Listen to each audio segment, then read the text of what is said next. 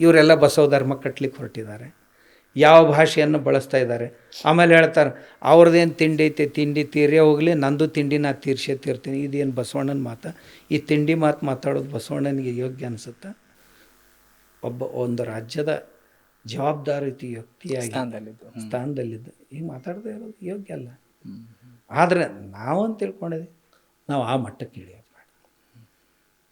ಅಂದ್ರೆ ಈ ಕರ್ಮ ಸಿದ್ಧಾಂತದಲ್ಲಿ ತಾವು ನಂಬಿಕೆ ಇಟ್ಕೊಂಡಂಥವ್ರು, ಎಲ್ಲೋ ಈ ರೀತಿಯಾದಂತಹ ಪ್ರಸಂಗಗಳು ಬಂದಾಗ, ನಮ್ಮನ್ನ ನಿಂದಿಸ್ತಾ ಇದ್ದಾಗ ನಮ್ಮ ಕರ್ಮ ಕಳೀತಾ ಇದೆ ಅಂತ ಅಂದ್ಕೊಳ್ಳೋ ಸ್ವಾಮೀಜಿನ ತಾವು? ನಾನು ತಪ್ಪು ಮಾಡಿದರೆ ತಾನೇ ನನಗೆ ಏನಾದರೂ ಹಾಗೆ ಆಗ್ತಾ ಇದೆ ಅಂತ ಅನಿಸೋದು. ಲೋಕದಲ್ಲಿ ಸ್ತುತಿ ನಿಂದೆಗಳು ಬಂದಡೆ ಮನದಲ್ಲಿ ಕೋಪವ ತಾಳದೆ ಸಮಾಧಾನಿಯಾಗಿರಬೇಕು. ನೋಡಿ, ಬೆಟ್ಟದಲ್ಲೊಂದು ಮನೆಯ ಮಾಡಿ ಮೃಗಗಳಿಗೆ ಅಂಜಿದಡೆ ಎಂತಯ್ಯ, ಸಮುದ್ರದ ತಡಿಯಲ್ಲೊಂದು ಮನೆಯ ಮಾಡಿ ನೆರೆತೆರೆಗಳಿಗೆ ಅಂಜಿದಡೆ ಅದೆಂತಯ್ಯ, ಸಂತೆಯೊಳಗೊಂದು ಮನೆಯ ಮಾಡಿ ಶಬ್ದಕ್ಕೆ ನಾಚಿದಡೆ ಅದೆಂತಯ್ಯ. ಲೋಕದಲ್ಲಿ ಹುಟ್ಟಿದ ಬಳಿಕ ಸ್ತುತಿ ನಿಂದೆಗಳು ಬಂದಡೆ ಮನದಲ್ಲಿ ಕೋಪವ ತಾಳದೆ ಸಮಾಧಾನಿಯಾಗಿರಬೇಕು. ಅದನ್ನೇ ಮತ್ತೊಂದು ಕಠಿಣ ಭಾಷೆಯಲ್ಲಿ ಹೇಳೋದಾದರೆ, ಹಾತಿ ಚಲೆ ಬಜಾರ್ ಕುತ್ತೆ ಭೂಕೆ ಹಜಾರ್.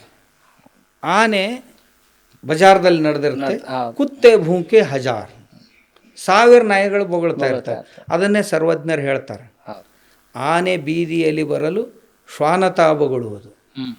ಶ್ವಾನದಂತ ಆನೆ ಬೊಗಳಿದರೆ ಆನೆಯ ಮಾನವೇ ಹಾನಿ ಸರ್ವಜ್ಞ. ಅದಕ್ಕೆ ಅವನ್ನ ಭಾಳ ಗಮನಿಸಬಾರ್ದು. ಆಗೋದು ಸ್ವಾಭಾವಿಕ. ಇಷ್ಟೆಲ್ಲ ಆಗ್ತಾ ಇರುವಾಗ ಇದೆಲ್ಲ ಅಪೇಕ್ಷಿತ, ಸ್ವಾಭಾವಿಕ. ಅದರಿಂದ ಏನಾಗೋದು? ಇನ್ನು ಭಾಳ ಆದ್ರೆ ಯಾರಾದರೂ ಈ ಸ್ವಾಮಿಗೆ ನಾಚಿಕೆ ಅನ್ನೋದೇ ಇರಲಿಕ್ಕಿಲ್ಲ ಅಂತ ಹೀಗೂ ಅನ್ಬೋದು. ಹೌದಾ? ಹಾಂ, ಅನ್ಬೋದು. ಅವ್ರು ಏನೇನು ಮಾಡ್ಬೋದು ಅವನ್ನೆಲ್ಲ ನಾನು ಊಹಿಸ್ಲಿಕ್ಕೆ ಸಾಧ್ಯ ಇದೆ, ಅನ್ಬೋದು. ಬಟ್ ಅದೇನು ಆಗಬೇಕಾಗಿಲ್ಲ ನಿಮಗೆ. ಅದರಿಂದ ಏನಾಗಬೇಕಾದದ್ದು? ಒಳ್ಳೇದೇನಾಗುತ್ತೆ ಅದನ್ನ ನಿರೀಕ್ಷಣೆ ಮಾಡೋಣ.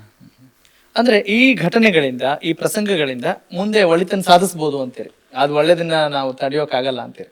ಒಳ್ಳೇದನ್ನು ತಡಿಲಿಕ್ಕೆ ಆಗೋದಿಲ್ಲ, ಒಳ್ಳೇದಾಗ್ತಾ ಇದೆ ಈಗ. ಸಮಾಜದ ಜನರಲ್ಲಿ ಒಂದು ಒಳ್ಳೆಯ ತಿಳುವಳಿಕೆ ಅನ್ನೋದು ನಿರ್ಮಾಣ ಆಗ್ತಾ ಇದೆ. ಸ್ವಲ್ಪ ಭ್ರಮೆ ಉಂಟಾದಾಗ ಆ ಭ್ರಮೆ ನಿವಾರಣೆಗಾಗಿ ಯಾರಾದರೂ ಮುಂದೆ ಬಂದರೆ ತುಂಬ ಜನರ ಭ್ರಮೆ ದೂರ ಆಗುತ್ತೆ. ಏನು ನಾವು ವೀರಶೈವರು, ಲಿಂಗಾಯತರು, ಆಮೇಲೆ ನಾವು ಹಿಂದೂಗಳು ಹೌದು ಅಲ್ವೋ ಅಂಥ ಒಂದು ಸ್ಥಿತಿಯನ್ನು ನಿರ್ಮಾಣ ಮಾಡಿದ್ರು. ಈಗ ಪ್ರತಿಯೊಬ್ಬರು ಹೆಮ್ಮೆಯಿಂದ ಹೇಳ್ತಾ ಇದ್ದಾರೆ, ನಾನು ಮೊದಲು ಹಿಂದೂ, ಆಮೇಲೆ ಲಿಂಗಾಯತ ಅಥವಾ ವೀರಶೈವ. ನಿಮ್ಮ ಪ್ರಕಾರ ಎರಡು ಡಿಫ್ರೆನ್ಸ್ ಇದೆಯಾ? ಇಲ್ಲ, ಎರಡು ಒಂದೇ. ಏನೂ ಇಲ್ಲ, ಎರಡು ಒಂದೇ. ವೀರಶೈವ, ಲಿಂಗಾಯತ, ಹಿಂದೂಚ. ಕೆಲಸ ಇಲ್ದವ್ರು ಏನೋ ಮಾಡ್ತಿರ್ತಾರಂತ. ಎರಡು ಒಂದೇ. ನಮ್ಮ ಸಿದ್ಧಗಂಗಾ ಮಠದ ಪೂಜ್ಯರು ಶಿವಕುಮಾರ ಸ್ವಾಮೀಜಿಯವರು ಆವಾಗ ಇದೇ ಈ ಟೀಮ್ ಏನಿದೆಯಲ್ಲ, ಈ ಗ್ಯಾಂಗ್ ಅವ್ರ ಹತ್ರ ಹೋಗಿತ್ತು. ನಮ್ಮ ಲಿಂಗಾಯತ ಧರ್ಮಕ್ಕೆ ಸ್ವಾಮೀಜಿ, ನೀವು ಒಗಟಾಗಿ ಮಾತಾಡಬಾರ್ದು. ಯಾವ ಗ್ಯಾಂಗಿಗೆ ಹೇಳ್ತಾ ಇದ್ದೀರಿ? ಈಗಿದೆ ಅಲ್ಲ, ಈ ಬಸವ ಸಂಸ್ಕೃತಿ ಅಭಿಯಾನ ಮಾಡೋ ಗ್ಯಾಂಗು. ನೀವು ನಾಟಕ ಕಂಪನಿ ಅಂತ ಕರಿತೀರಿ? ಅದು ಎಲ್ಲನೂ ಬಂತು. ಗ್ಯಾಂಗ್ ಅಂದರು ಅದೇ, ನಾಟಕ ಕಂಪನಿ ಅಂದರು ಅದೇ, ಎಲ್ಲನೂ ಅದೇ. ಇವ್ರು ಹೋಗಿದ್ರು, ಅವ್ರು ಹೇಳಿದರು, ನಾನು 2 ಆಗಲಿಕ್ಕೆ ಎಂದೂ ಸಮ್ಮತಿ ನೀಡೋದಿಲ್ಲ. ಲಿಂಗಾಯತ, ವೀರಶೈವ ಅನ್ನೋ 2 ಶಬ್ದಗಳು ಬೇರೆ ಬೇರೆ ಹಳ್ಳಿಯಲ್ಲಿ, ಶಹರಗಳಲ್ಲಿ ಅಥವಾ ಸುಶಿಕ್ಷಿತರಲ್ಲಿ ಪ್ರಗಾಢಕ್ಕೆ ಬಂದಂಥ 2 ಶಬ್ದಗಳೇ ಹೊರತು ಇವು 2 ಜಾತಿಗಳಲ್ಲ, 2 ಸಮಾಜಗಳಲ್ಲ. ಇವೆರಡೂ ಒಂದೇ. ನಾನು 2 ಆಗಲಿಕ್ಕೆ ಸಮ್ಮತಿ ಕೊಡೋದಿಲ್ಲ. ಅದರಲ್ಲಿ ಕೆಲವು ಜನ ಹೊರಗೆ ಬಂದು ಹೇಳಿದರು, ಸ್ವಾಮೀಜಿಯವರು ಲಿಂಗಾಯತ ಧರ್ಮ ಮಾಡಲಿಕ್ಕೆ ಸಮ್ಮತಿ ಕೊಟ್ಟಿದ್ದಾರೆ ಅಂತ ಸುಳ್ಳು ಹೇಳಿದರು. ಆ ನಂತರ ಶಿವಕುಮಾರ ಸ್ವಾಮೀಜಿಯವರು ಲಿಖಿತ ರೂಪದಲ್ಲಿ ಒಂದು ಹಾಳೆ ಮೇಲೆ ಬರೆದು ಕೊಟ್ಟರು, ನಾನು ಯಾರಿಗೂ ಇಂಥ ಸಮ್ಮತಿಯನ್ನು ಕೊಟ್ಟಿಲ್ಲ ಮತ್ತು ಸಮಾಜವನ್ನು ಒಡೆಯುವಂಥ ಸಮ್ಮತಿಯನ್ನು ಕೊಡಲಿಕ್ಕೆ ಸಾಧ್ಯ ಇಲ್ಲ. ಇವೆರಡೂ ಸಮಾಜ 2 ಇಲ್ವೇ ಇಲ್ಲ, ಇವೆರಡೂ ಒಂದೇ ಅಂತ ಹಿರಿಯರು ಬೇರೆ ಬೇರೆ ಅಂತ ಹೇಳೋದ್ರ ಮೂಲಕ ಎದುರಾಳಿಗಳಿಗಾಗೋ ಲಾಭ ಏನು? ರಾಜಕಾರಣಿಗಳಿಗಾಗೋ ಲಾಭ ಏನು? ನಾಯಿ ಎಲುವನ್ನ ತಿಂತಾ ಇರುತ್ತೆ ನೋಡ್ರಿಲ್ಲ ತಾನು. ಆಮೇಲೆ ಆ ಎಲುವು ಚುಚ್ಚಿ ಅದಕ್ಕೆ ರಕ್ತ ಬರುತ್ತೆ. ಆಮೇಲೆ ಆ ರಕ್ತವನ್ನು ತಂದು ತಾನೇ ಕುಡಿದು ಬಹಳ ರುಚಿಯಾಗಿದೆ ಅಂತ ಅದಕ್ಕೆ ಅನಿಸುತ್ತಲ್ಲ, ಹಾಗೇನಾದರೂ ಆಗ್ತಿರ್ಬೇಕು ಇವಕ್ಕ ಅಂತ ನನಗನ್ನಿಸ್ತು. ಅಷ್ಟು ಭ್ರಮೆ ಇದೆ ಅಂತ. ಹೌದು. ಇದರಿಂದ ಏನು ಲಾಭ ಆಗಬೇಕಾಗಿದೆ ಹೇಳ್ರಿ?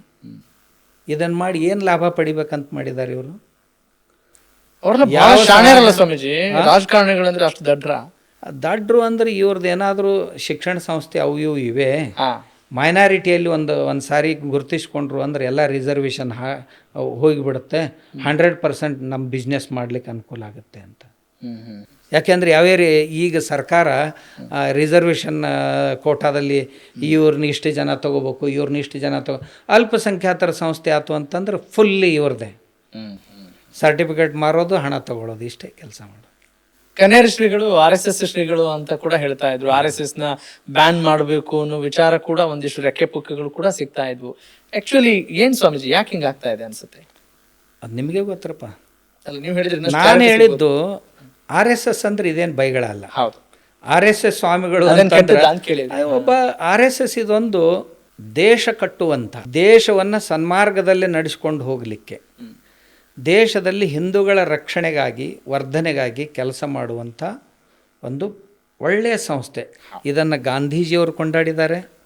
ನೆಹರು, ಚೀನ್ ಯುದ್ಧದ ನಂತರ ನೆಹರು ಕೊಂಡಾಡಿ ಇವರನ್ನು ದಿಲ್ಲಿ ಪರೇಡಿಗೆ ಕರ್ಕೊಂಡು ಹೋಗಿದ್ದರು.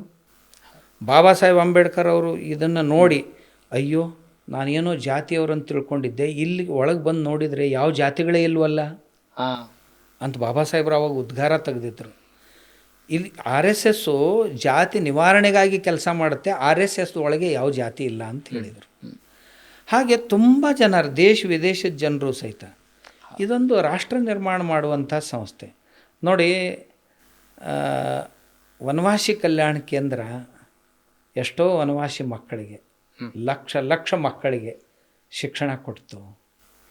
ತಾವು ಇವತ್ತೇ ನಾನು ಓದಿದೆ ಪೇಪರ್ದಲ್ಲಿ, ವೀರಪ್ಪನ ಮಗಳಿಗೆ ಲಾಯರ್ ಮಾಡಿ, ಒಳ್ಳೆಯ ಲಾಯರ್ ಮಾಡಿಬಿಟ್ರು. ಅವತ್ತು ಈ ಮಗಳು ಇವತ್ತು ಅನಾಥ ಮಕ್ಕಳಿಗಾಗಿ ಸ್ಕೂಲನ್ನು ನಡೆಸ್ತಾ.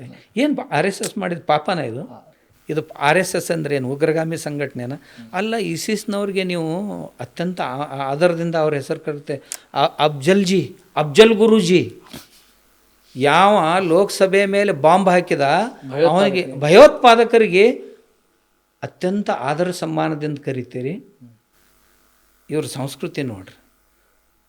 ಆದರೆ ರಾಷ್ಟ್ರಭಕ್ತರಿಗೆ ಅವ್ರ ರಾಷ್ಟ್ರ ದ್ರೋಹಿಗಳು ಅನ್ನುವಂತೆ ರೂಪಿಸೋದು ಏನೋ, ಯಾಕೆ ಹೀಗೆ ಆಗ್ತಾ ಇದೆ?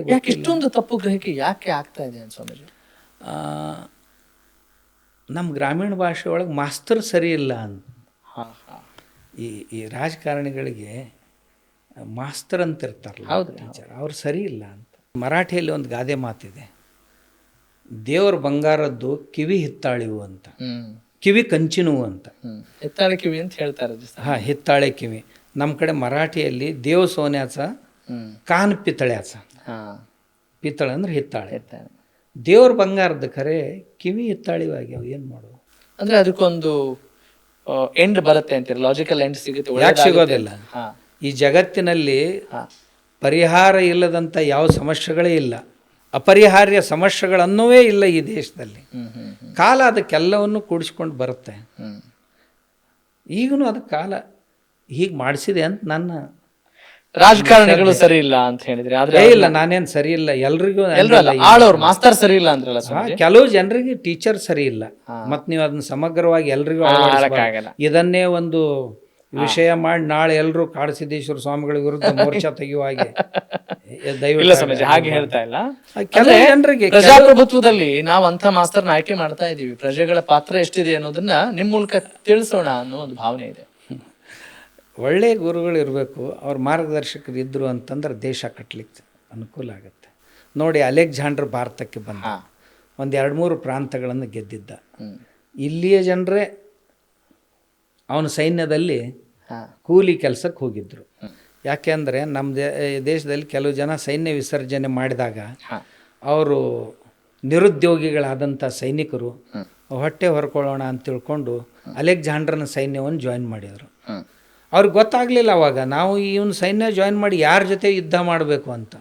ನಮ್ಮ ಸೈನಿಕರೇ ನಮ್ಮ ದೇಶದ ಮಹಾರಾಜರ ವಿರುದ್ಧ ಯುದ್ಧ ಮಾಡ್ತಾ ಇದ್ರು ಕೂಲಿಯಿಂದ. ಚಾಣಕ್ಯ ಅದನ್ನು 2 ಗುಪ್ತಚಾರರನ್ನು ಕಳಿಸಿ ತಿಳ್ಕೊಂಡ, ಯಾರಿದ್ದಾರೆ ಅವರೆಲ್ಲ ಸೈನಿಕರನ್ನು ನೋಡ್ಕೊಂಡು ಬನ್ನಿ ಅಂತ. ಅಲ್ಲಿ ಹೋದಾಗ 2 ಗುಪ್ತಚಾರ, ಅವನು ವಿದ್ಯಾರ್ಥಿಗಳವರು, ಅವನು ಗುರುಕುಲ, ಚಾಣಕ್ಯರು ಗುರುಕುಲದ ವಿದ್ಯಾರ್ಥಿಗಳವರಿಬ್ಬರು. ಅವ್ರು ಹೋಗಿ ತಿಳ್ಕೊಂಡು ಬಂದರು. 4-6 ದಿವಸ ಅಲ್ಲಿದ್ದು ಒಬ್ಬ ಈ ಕಡಲೆಕಾಯಿ ಮಾರೋ ಕೆಲಸ ಮಾಡ್ತಿದ್ದ. ಇನ್ನೊಬ್ಬ ಕುದುರೆ ಲಾಯದಲ್ಲಿ ಮೇವು ಹಾಕಿ ಕುದುರೆ ಸೇವೆ ಮಾಡುವಂಥ ಕೆಲಸ ಮಾಡಿ ಗುಪ್ತಚರರಾಗಿ ಹೋಗಿದ್ರು. ಹೋಗಿ ಯಾರ್ಯಾರಿದ್ದಾರೆ ಅಂತ ಎಲ್ಲ ತಿಳ್ಕೊಂಡು ಬಂದರು. ಏನು ಮಾಡೋದು ಸ್ವಾಮಿ, ಮನೆ ನಡೆಸೋದು ಕಷ್ಟ ಆಯಿತು, ಕೆಲಸ ಸಿಗಲಿಲ್ಲ, ಅದಕ್ಕೆ ಇಲ್ಲಿ ಬಂದಿದ್ದೀವಿ ಕೆಲಸಕ್ಕೆ. ಇಲ್ಲಿ ಕೆಲಸ ಯುದ್ಧ ಮಾಡೋದೇ ಕೆಲಸ ಅಂತ ಹೇಳಿದರು. ಅದು ಬಂದು ಅವರು ಚಾಣಕ್ಯನಿಗೆ ತಿಳಿಸಿದರು. ಹೀಗೆ ಇದೆ ಅಲ್ಲಿ. ಅಲ್ಲಿಂದ ಬಂದವರು ಬರೀ 2,000 ಜನ, ಉಳಿದ ಜನ ಎಲ್ಲ ನಮ್ಮವರೇ ಅಂತ ಗೊತ್ತಾಯಿತು.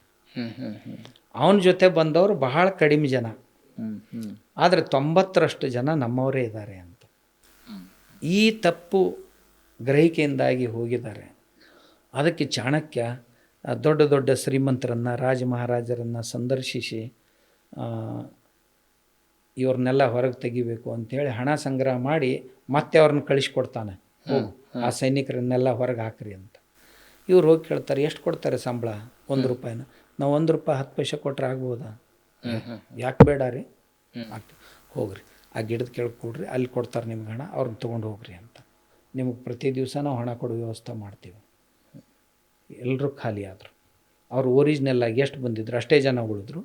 ಬೆಳಗ್ಗೆ ಅಲೆಕ್ಸಾಂಡ್ರ್ ಅಂದ, ಮಗಧದ ಮೇಲೆ ಯುದ್ಧಕ್ಕೆ ಹೋಗ್ಬೇಕಲ್ಲ ನಡ್ರಿ ಅಂದರು. ಅವ್ನು ಸೇನಾಪತಿ ಅಂತ ಯಾರನ್ನ ಕರ್ಕೊಂಡು ಹೋಗೋದು? ಎಲ್ಲ ಜನ ಹೋಗಿಬಿಟ್ರು. ಎಲ್ಲಿ ಹೋದರು? ರಾತ್ರಿನೇ ಹೋಗಿಬಿಟ್ಟಿದ್ದಾರೆ, ಎಲ್ಲಿ ಹೋಗಿದ್ದಾರೆ ಗೊತ್ತಿಲ್ಲ ಅಂತ. ಒಬ್ಬ ಒಳ್ಳೆ ಗುರು ಇದ್ದ ಅಂದ್ರೆ ಹೇಗೆ ದೇಶವನ್ನು ಕಾಪಾಡಲಿಕ್ಕೆ ಸಾಧ್ಯ ಅನ್ನೋದನ್ನು ಹೇಳಿದ್ದೆ. ಇರದೇ ಇದ್ದರೆ ನಮ್ಮ ಜನರೇ ನಮ್ಮವರನ್ನು ಕೊಲ್ತಾ ಇದ್ದಾರೆ.